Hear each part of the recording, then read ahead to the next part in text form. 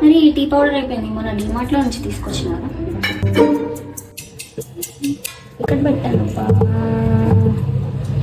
అవును, ఇవాళ మార్నింగ్ చిన్న కదా సామాన్ సర్దుని.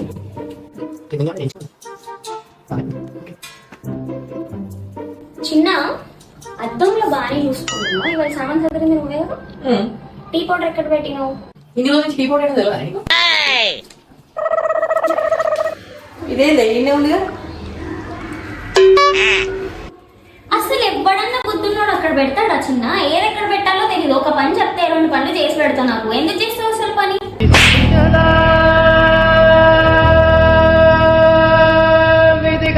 ఏంది బ్రో ఇది? పని చేయకపోతేనేమో చేయలేదంట, చేసినాము ఇట్లా చేసినాము అట్లా చేసినాం అంటాం. ఈ పరిస్థితి మాత్రం పగోడు కూడా అవదు బ్రో.